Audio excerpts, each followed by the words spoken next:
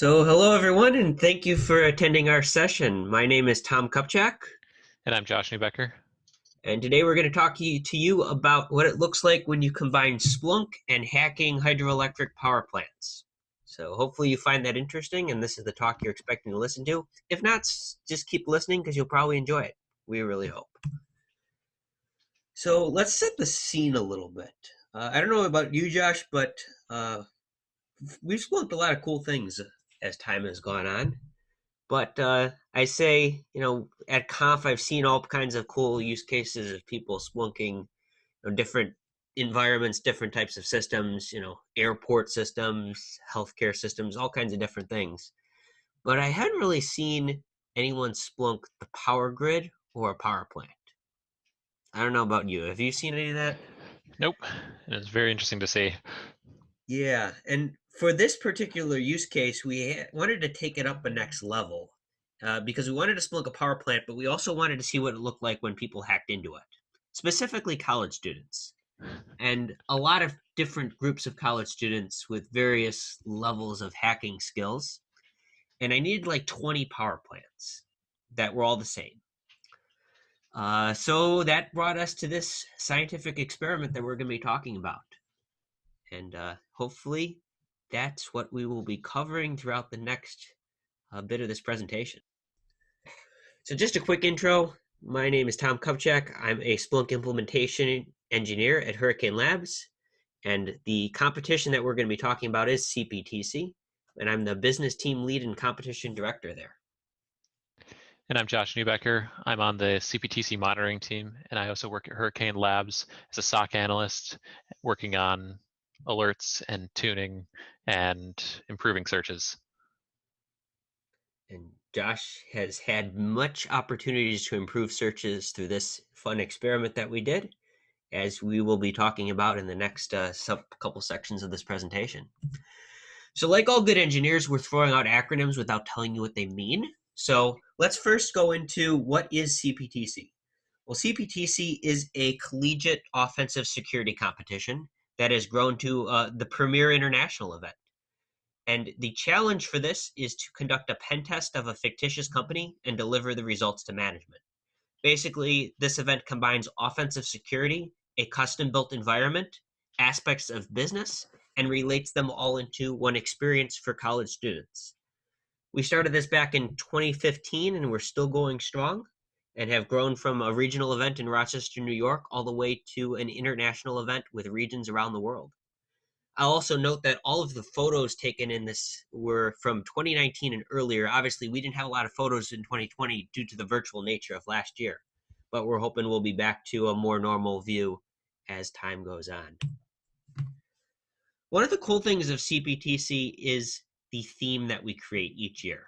So, in order to create a business environment, we make a fake company. And this fake company is something that we design to be as realistic as possible. These companies, they have branding, organizational charts, people who work there, OSINT information that teams can discover and use as part of their assessment, and much more. And every year we build this new organization from the ground up, develop it like any other company that you would see that actually exists, and challenge the students to attack that. So, Josh, you were a competitor at least 2 years, I think, right? Yes, in 2018 with the transportation app Wheels and 2019 with DynoBank. Awesome. And obviously, these things change each year. Wheels transportation was kind of like a ride sharing app that you would have on your phone. The Dino Bank was a more traditional banking environment. And for each of these, we built all of the systems that you would expect to see as part of that. Now, Josh, what did you like about each of those different environments when we did it? Just it was like a large pen testing D&D session where you're in the environment, there's seemingly real things going on and people you interact with and people walking around talking to you about things that are part of the company, and you talk with the management teams, with the developers, and like other characters that have been created for each of the companies. Yeah, I would say that's a really good thing to bring up. As we have this event and we interact with the students, all of this interaction is done in character. So the students, they aren't competitors. They are security professionals performing an assessment of a company. They're contracted to do that. They interact with their customer. And all of our interactions are what we would expect the students to have professionally with a client. It's the students' first experience of what it's like to be a consultant. And Josh, I know you had experience working and doing this with clients as well. So hopefully that experience at CPTC has made you better at what you do now.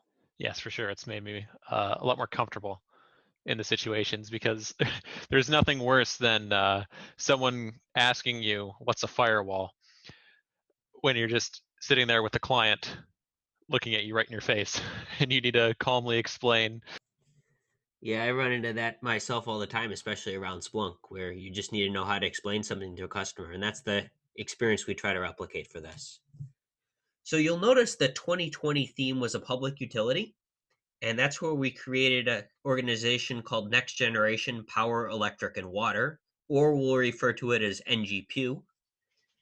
And in order to do that, we had to create an environment that replicated an actual utility, but also all of the systems around creating that company and allowing it to operate. So as we build these environments, every year we have to start from scratch to build a new environment to have the systems hosted in.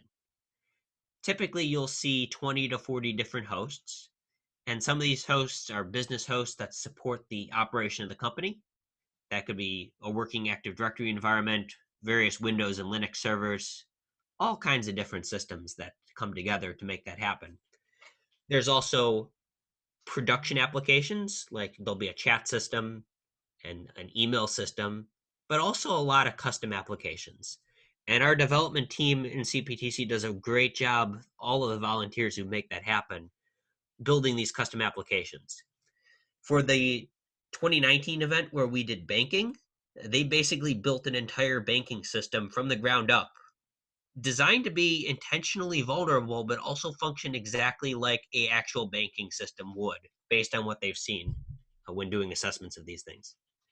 For the power plant environment, we actually had to learn how the electric grid worked first, and then build a simulation of that.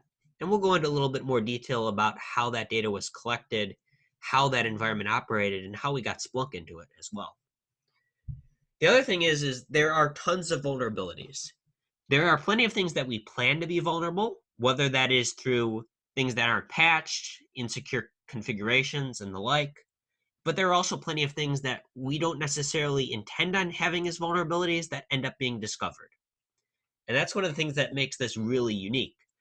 By the time we're done, we'll see anywhere from 100, 150 or more known issues that get discovered by teams. We'll validate things that we don't necessarily know exist in the environment with our test environment. And if it's something that's a legitimate issue, we'll add it to the list and assign it a point value.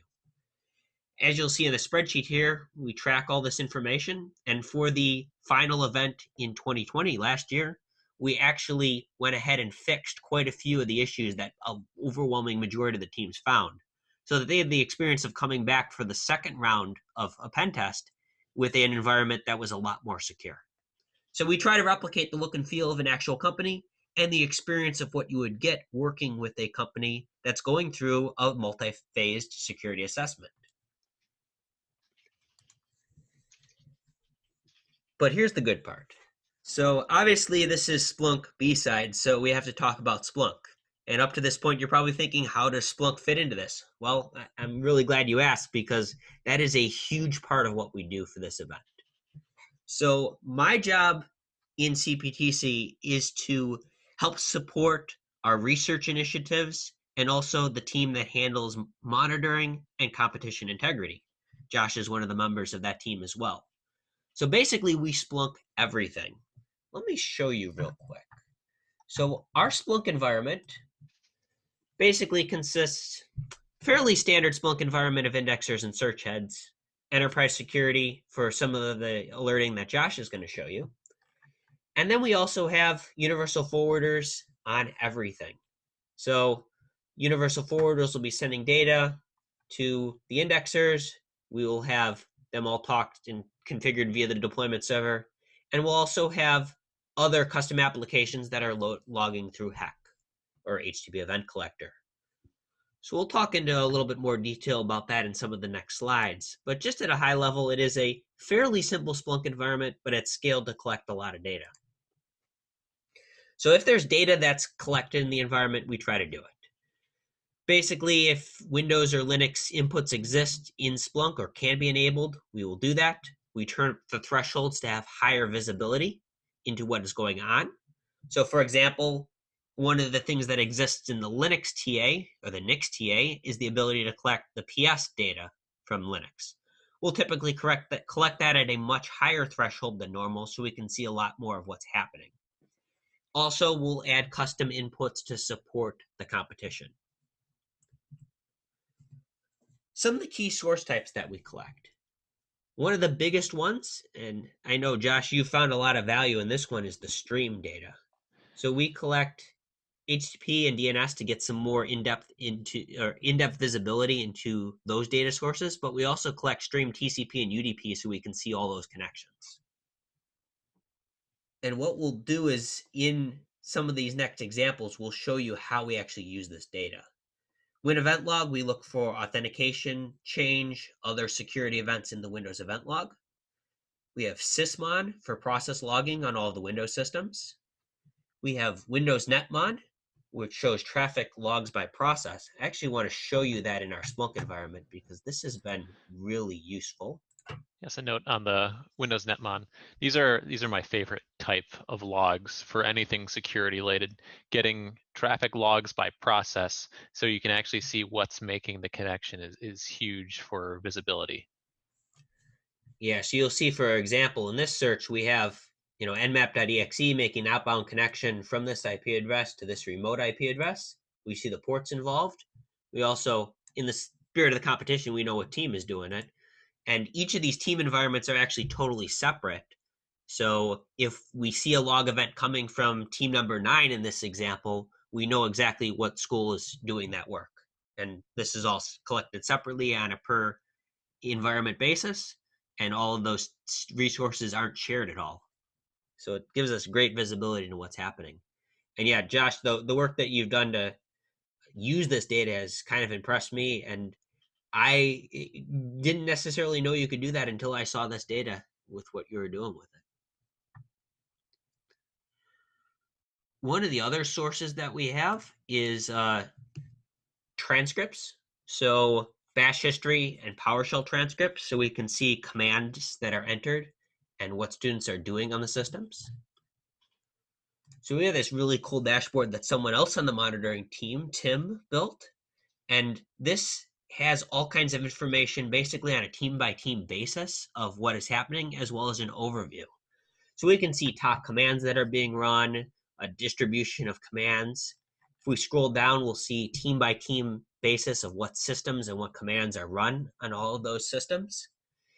And we have our bash configuration changed on these hosts so they actually write out the bash history immediately as commands are entered. So we can basically, in as close to real time as Splunk allows us to get that data, see everything that's happening across the environment. And that's one of the fun things to do during the competition, during downtime of monitoring, just looking at the commands each team's running and seeing, like, right off the bat, everyone logging in and running nmap, and then going on from there. You can just see that all at once. Yeah, what I really like is you'll see things in here will be like, what the heck is that? And we'll have to do some research into, what commands are being run and figure out what that data source is actually doing. Which actually ties us into one of the data sources on here, specifically the really stupid file integrity monitoring. That was something that came out of a request when a command was run where a script was being executed and we wanted to know what the script was. So our file integrity monitoring is basically monitor inputs on a number of directories on the systems and pulling that data as it sits on disk into Splunk. It's not really something you would actually do in a real environment, but if I go here, you'll see our Linux FIM, our fake file integrity monitoring. But like for Nmap, if we search for that, you'll see all of the results of an Nmap scan as they come in. If a team has a script that ends up in a monitor directory, we'll be able to basically see the full contents of that script and be able to do a quick assessment of what is actually being done with that script as well. One of the other things I also found really interesting with this is, if teams make configuration changes that could break how a system functions, we can also see those changes happen using these data sources as well. Likewise, PowerShell, we have tags for different types of activities in there. So if a team is running a script and we want to look for execution policy bypass, we have that as well. And that's actually now in an app that's publicly available on Splunkbase, built on the data in this competition environment. Finally, we've also used Google Drive Audit, AWS VPC flow logs. A lot of these systems were in AWS last year, so that was an additional layer of network logging in addition to the stream. And then we also saw PS and Netstat logs as well.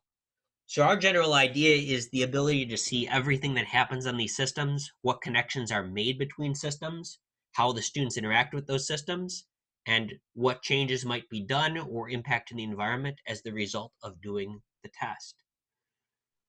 And yeah, a lot of this is fairly standard system monitoring, just taken to a slightly more extreme level than what you might run in your typical Splunk environment. That said, I want to talk a little bit about the cool stuff that we did to simulate ICS systems for the 2020 event. I don't understand, but no one just gave us like a dozen nuclear power plants that we could use for the competition. Now, sometimes we've actually had luck in the past of getting real things to work on. So like for the 2019 DynoBank event, me and a couple of the other competition directors were sitting at a buffet in Las Vegas around DEF CON time thinking like, we really want to get like actual ATM machines to simulate or to use for this event. So being the, crazy people we are, we start looking where you can buy these things, and the rabbit hole of eBay opened up. And the next thing you know, we were trying to arrange how to buy a dozen ATMs that we could get and build those into the environment.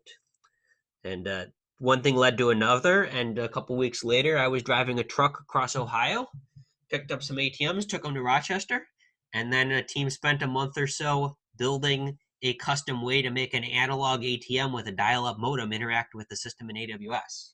And they have some really interesting presentations about that too, on how we've been able to make that all work. But for this year, we decided to not necessarily try to buy 12 nuclear power plants because we didn't have the power or the budget for that. But we spent a day at Eden's training facility in Pittsburgh, learned about how ICS systems worked for the electrical grid, and built systems to simulate that. So what you're seeing on the side of the screen, the Splunk output, is basically the output of this environment. Using a custom simulation in Docker and some other applications that are built by people that are way smarter than me, we had a custom power plant system that was self-controlled and self-monitored and operated exactly like a system would at a real power plant.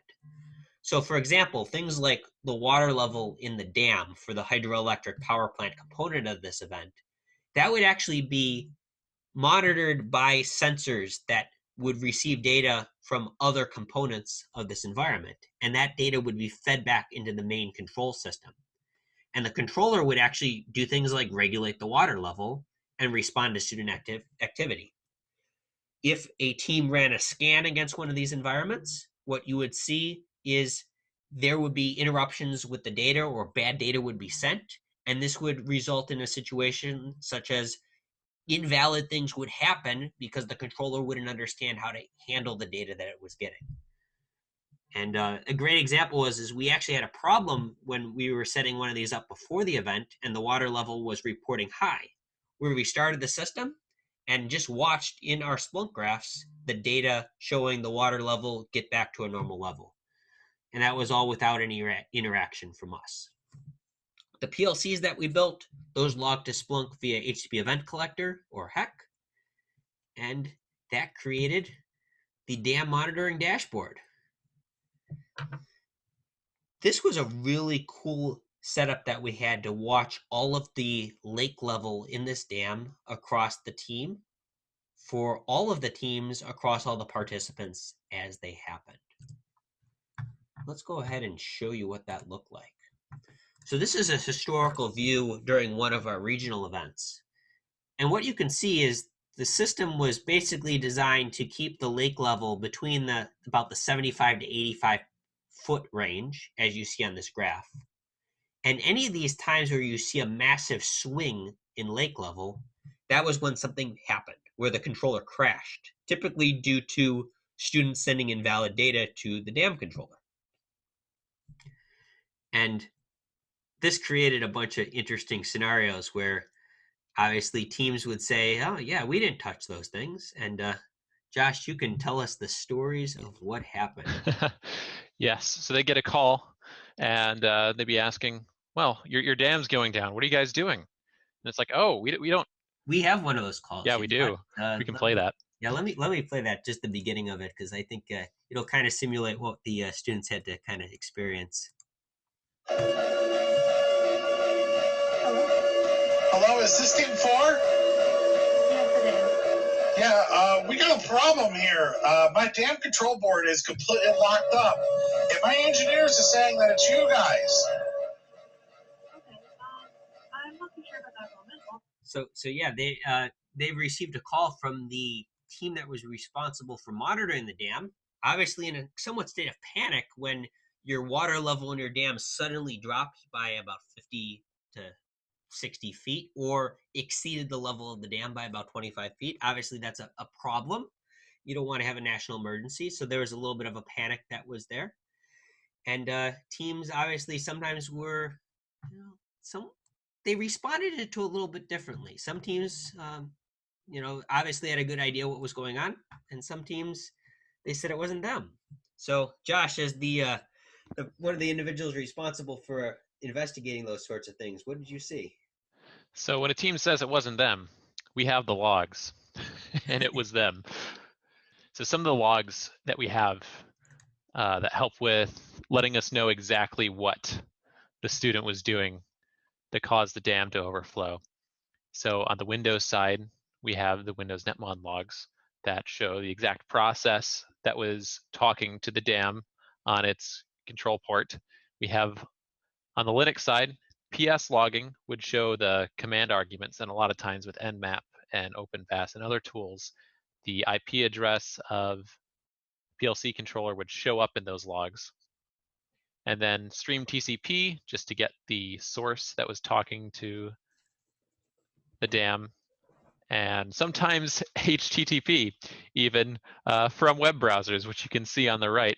A team making a request to port 502, which is the management port on the dam control board. And they were talking to it, making requests through Firefox. And I can actually pull up how many teams ended up doing this and how many requests they made. So we had one team using Chrome and Firefox, mostly on their Windows host, making 33 requests to the dam management port, which ended up bringing down their dam and requiring them to have a call and ask them what they're doing. Yeah, and what actually happened under the hood is making a web request to this port that didn't understand an HTTP request would result in it crashing. And once it crashed about 10 times or something, that's when the lake level would go all wonky.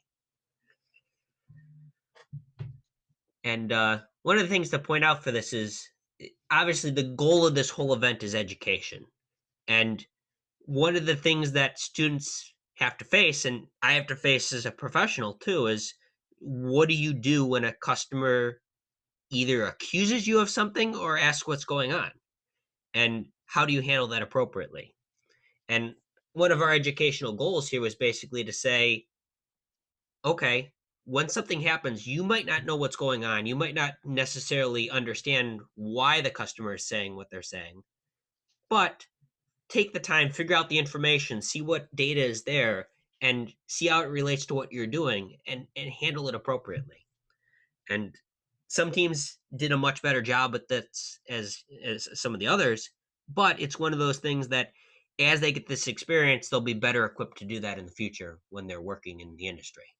Yeah, and one of the things with this is understanding what your tools do. A lot of teams didn't run into issues with Nmap because by default, it doesn't look for port 502, probably on purpose. However, OpenVAS, which a lot of teams use, if they specified the entire subnet range and the DAM control boards were included in a broader subnet, if they ran OpenVAS over that, OpenVAS would then start scanning those ports. So what you can see here is one of the teams where I just have a search in PS logs for Linux that include any of the DAM IPs. And you can see that there were commands being run, including the PLC IPs. And sometimes these scans will run for a very long time. And it could be very difficult for some teams where we're calling them multiple times, telling them that they are bringing down the dam and overflowing or draining out the dam, and they are just not able to figure out exactly what's going on because they don't understand what they're running on their team and what it's doing. Yeah, I think something you pointed out, like an actual pen test team collecting the type of data that we do in Splunk would actually be a really good use case for them if a customer were to say, "What the heck are you guys doing?" Yes, absolutely. This would be super useful. Like even if they weren't asking you, if you just have like a record of this stuff, you can go back and look and see what you did in a lot more detail than if you're just taking notes. Like you can see command history of what you're running, all the traffic history and process history of what you did, as long as you have the storage. Exactly. And storage is definitely something you need a lot of when you're doing it like this, but we make it all work. I know we focused a lot on Splunk infrastructure and data so far, and I've done a lot of the talking. But Josh, I want to kind of pivot a little bit more towards the security side of things and some of the things that you did in Splunk ES and some of the detections that you did. Yes, so we had about 12 active correlation searches, some looking for suspicious activity from the students, things that are against the rules, scope violations, and then some that just let us know when they start poking at the dam. So we had rules for account lockouts, which was a point deduction, things for exfiltration like DNS tunneling and outbound transfers, things for authentications to make sure students were logging in from the right location, unexpected logins from RDP in Windows, or unexpected edits in Google Drive. And I can go over a few of these examples of how we came up with these. So the basic idea is the question, how would I cheat? What logs are useful? And then what searches would detect how I cheated? So one of the first things that we were looking for is just students getting outside help to cheat or help from other teams. So what can we look at to find out if they're doing that? Well, we have Windows authentication logs with event code 4624 that show RDP logins, and I can bring up that search. I would say one of the challenges that actually came out last year was the move to remote competition. Before 2020, everything was done in rooms with moderators. And last year, obviously, we couldn't do that. So we had to adapt our process to accommodate for remote competition as well. But it gave us a chance to put a lot of research time into making this detection happen. So one of the first searches that we had was just geographically improbable, which is our version of it that we use that's based on the default Splunk geographically improbable search, which is basically a calculation of distance and time where like the speed is over 500 miles per hour between two IPs. And one of the first things that we found when we turned this on was that we had an ACL issue on the AWS environment where we were getting authentications, successful authentications from Russia and Iran of RDP scanners. So this search was immediately useful in securing our environment. because they were able to log in and run their scripts. Note to everyone, the passwords were not very good. Yes, this just shows you how vulnerable this environment is. Just as soon as a scanner saw it, it's able to brute force the administrator password and get right in. So eventually, we were also looking at download and upload events from Google Drive from unexpected locations. But one of the limits that we saw with this is teams logging in from different environments, sometimes or different IPs. Because it's remote, they're not all logging in from the same location. Some teams were logging in from the same school and the same subnet of IPs, but other teams, I think one had some competitors in a different country even. So we transitioned our geographically improbable rules to an even more strict version. So we had a Google form that was required to be filled out by students that listed the students' names on the team and what IP address, public IP address, they would be expected to come from. We converted that into a CSV in Splunk through a rather disgusting search. And then I took that and looked at Windows RDP, the same Windows RDP logs for any authentications for that team that were not from their provided list of public IP addresses.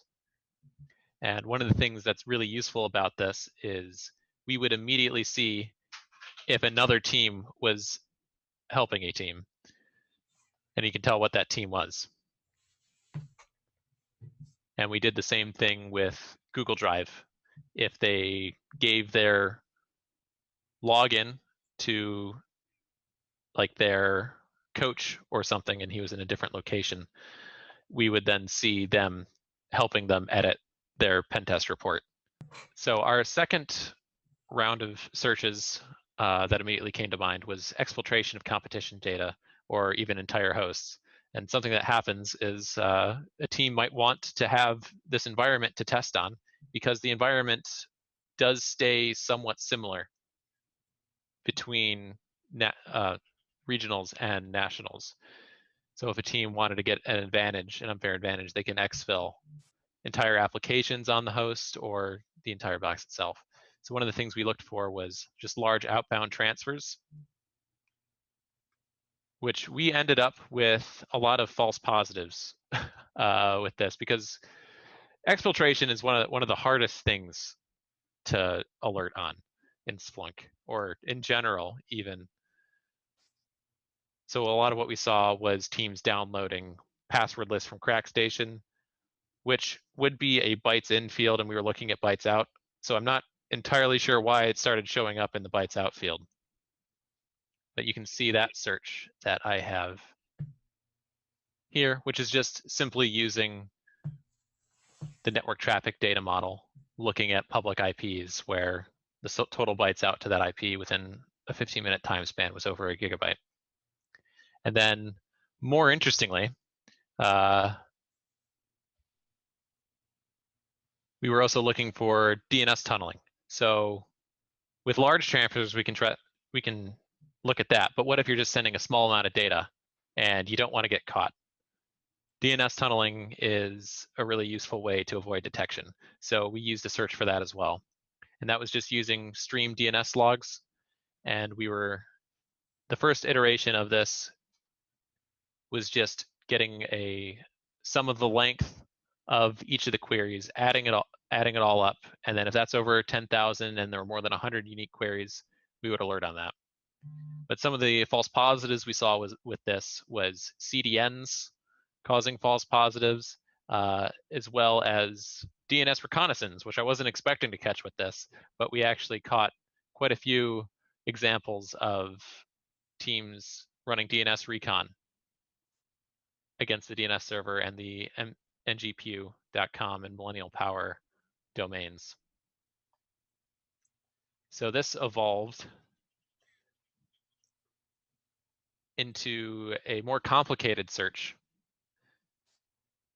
where we look at the length of all the unique queries and the length of all the answers. So you have data in and out, and where the answer is just aren't an IP. And then also excluding everything that's in the top 1 million domains. So with DNS tunneling, it's pretty easy to filter out anything that's publicly used. You would have to create your own domain and register a DNS authority for it.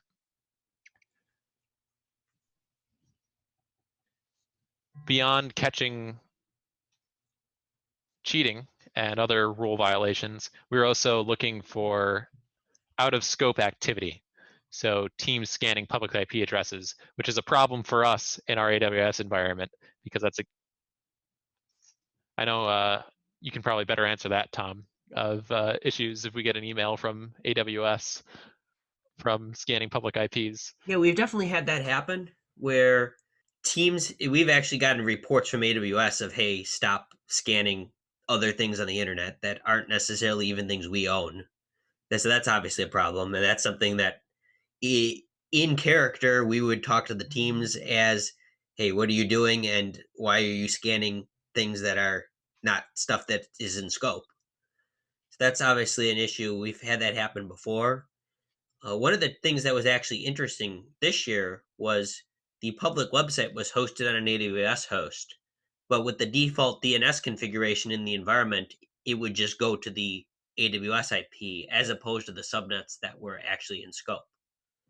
So this was kind of an opportunity for the teams to learn, hey, when you're doing something and scanning it by DNS, make sure that that DNS is resolving to the IP that you think it is, and you're not inadvertently scanning something that's out of scope.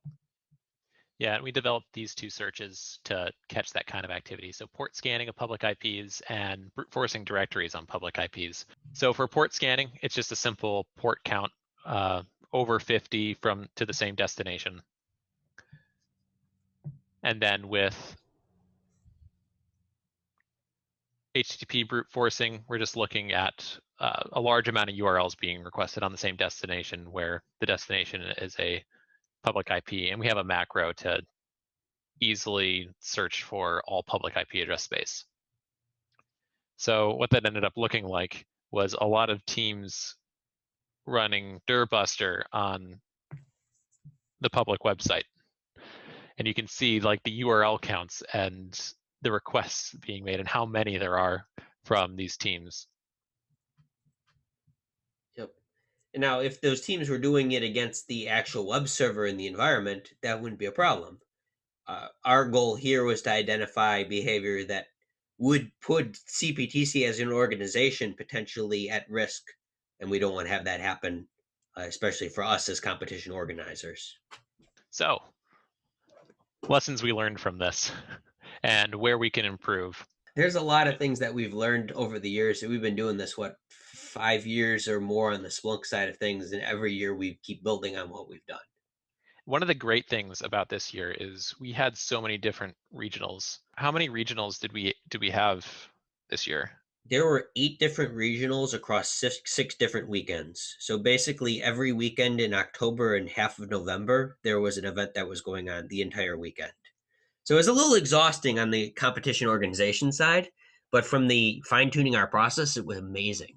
Yes, because we were able to iterate over the data from last week to further modify our searches and make better searches and improve things for the next weeks. Yeah, absolutely. And we keep on trying to make this better as time goes on, and we strive to learn from everything that we find out as we build this event. And that feedback loop continues week after week for the events, and then year over year, just as the competition as a whole. One of the things that we want to keep doing is collecting more data. A lot of the data that we've collected, we don't necessarily know what we need it for until we have a reason for it. So my default for this data collection is to collect everything I can, as much as I can, to give the researchers and the competition integrity team as much visibility into everything that's happening, whether or not I know what they're going to use it for. The trade-off there is that it uses significant resources, not only in terms of Splunk capacity, but also just resource utilization on the hosts. I think we were saying at some point, half of the CPU on the boxes was just monitoring, which obviously isn't all that practical outside of a competition. But for this sort of thing, we've put a high value on competition integrity and providing research data. So it's kind of a trade-off we have to work through. But the way we build environments, the way we have to deploy this, and the way it has to scale, with every team we add needing a separate environment, that requiring 40 hosts with all the CPUs associated with that, is a significant burden. And every monitoring tool we add is also something we have to automate the deployment of and make reliable enough to operate at scale. Yes, I know one of the issues we had with that was OS query, which we were missing network logs by process on the Linux side outside of netstat and PS logging. And I would love to get that to work for next year. Yep. And for those of you who have tricks that know how to do some of these deployments of monitoring tools at scale, or if you want an environment where you can figure out how to do that with the opportunity to help this, definitely talk to us. And I think additionally, the better utilization of the process logging, you're doing a lot of cool stuff there, Josh, and I think you just see opportunities to do more with it. Yeah. So one of the cool things with it is one of the ideas that I haven't actually been able to test this, but let me pull up the search that I've been toying around with in my head. So we have PowerShell logs for transcripts. So all of the input and output going into PowerShell. And we also have all of bash history. So we could combine that with the network traffic data model and all of like the destinations, and even network resolution data model with all the DNS queries, and look for commands that contain public IP addresses that have been connected to in the same time frame. So we can look and see between the teams all the commands that they run that contain public IPs or domains. Because one of the searches in our monitoring dashboard just for Linux commands was commands containing an IP. But I want to further improve upon that with like a dashboard that refreshes quickly so you can just look and see. And that's one of the things I also want to improve upon is more dashboards that we can have, because notables are great when you're not watching and you need an alert to come to you to say like, oh, hey, look at this. And then you have the notable where the data is kind of summarized. But when you're looking at things in real time during a competition, where you're just sitting there waiting for stuff to come in, it's much nicer to have a dashboard that's updating, constantly refreshing with information. So you can just quickly look through it and pick out stuff. Because that's one of the things that I noticed during this is like within like the first couple seconds of looking at something, I know whether it was a false positive or not. And I would say a little bit about real-time searches. I know when you're talking about Splunk from a this is what it can do perspective, everyone's all excited about real-time searches. Those of us on the admin side know that real-time searches are a huge resource issue and something that you want to avoid at all costs. Now you think about this event where we literally have a dozen people watching dashboards looking for things. That would be a perfect situation for a real-time search. But it is a major scaling issue. Even if we throw a large number of CPUs at that, having real-time searches that are just consuming resources for everyone keeping this dashboard up is just not practical. So we've had to deal with the scaling of that just as much as anyone, running searches that run over, a minute interval and refresh as fast as they can, but still aren't sucking up CPUs all the time, to doing things like when we're all working remotely, using Zoom to share a Splunk dashboard so we can all watch it at the same time and then do our investigation separately, just to reduce the search load on the instance where we're doing that. So real-time searches, I don't care what anyone says, you can get away with not using real-time searches if we can do it for this event where we literally have dozens of people staring at the dashboard we're using real-time data from. Sorry, that's a little bit of a rant. Yeah, that's okay. One of the other things that I want to do with this data is a lot of what we've developed for searches is trying to find a needle in a stack of needles, because we have attack data, but we want to find when that attack data is in violation of rules. But I would also like to implement just regular alerting. Use this as like a testing ground for improving our searches and developing use cases to detect this activity. One thing that I would like to try for the 2021 competition is maybe implementing risk-based alerting to see if like we can accurately put together like a timeline and a story of what each team was doing and running at a specific time. Yeah, that's also something that our research team is working on doing too. And you see a number of graduate students that are doing research based on the data that we have in Splunk and using that to piece together what things look like. And I've been really impressed with the work that's come out of that. And I think there's a lot that we can do to just improve this part of the industry using this data.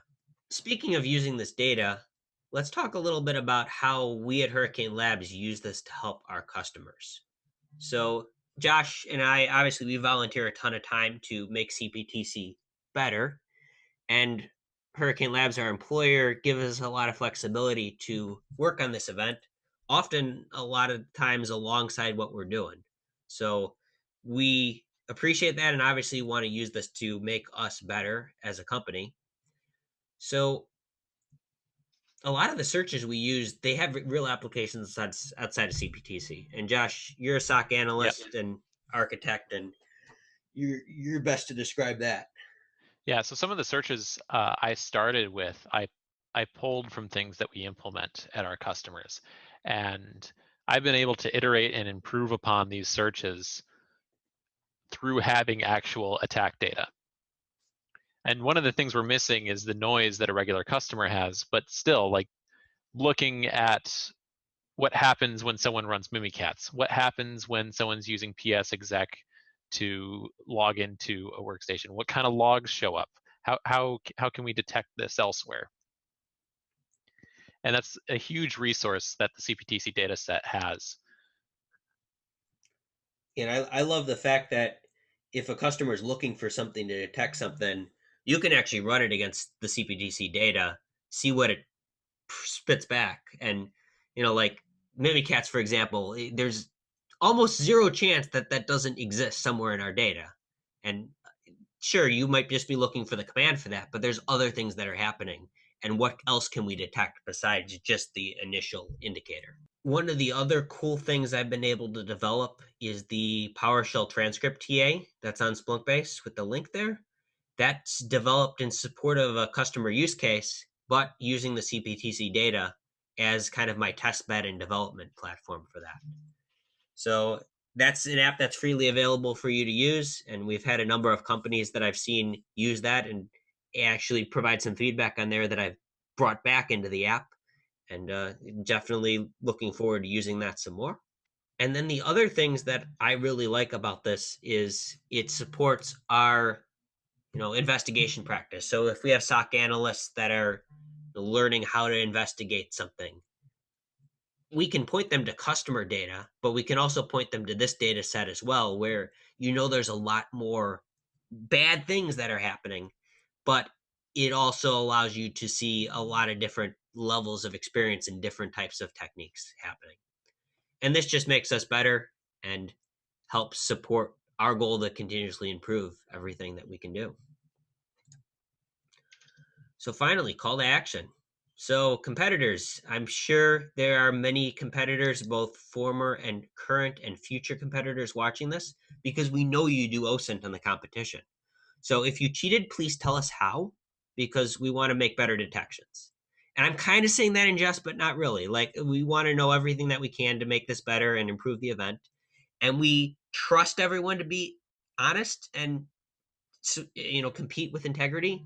But we also know that when we have a security competition, we're asking people to hack into things, and part of the thing you're trying to hack into is the competition itself. We can't hide that. So we want to make our processes better. And for those of you that are Splunk enthusiasts, which I would imagine is the majority of the audience right now, join our Splunk and our monitoring team. There are a lot of opportunities where you can use skills to not only get better at what you do, but also try new things and support an event that has really taken off and uses Splunk heavily to support the mission of the event. So data collection, scripted deployment of monitoring tools, alerting and detection. You're seeing the stuff I'm doing. You're seeing the stuff Josh is doing. If it's something that you think you'd be able to help out with or want to learn more about, reach out to us. And finally, the data set we make publicly available. So that link there has Splunk frozen data for all of the 2019 data, and we're working on making the 2020 data available as well. So the same stuff that Josh is showing you, you'll be able to do as well. So that brings us to the end of this. We appreciate you taking the time to listen to this and to learn more about not only CPTC, but also how we leverage Splunk to make the event awesome. I'd encourage you to follow us on Twitter at Global CPTC, which is our new Twitter handle after our recent rebranding. And you can reach out to Josh and me at the emails and Twitter and Splunk community handles listed there.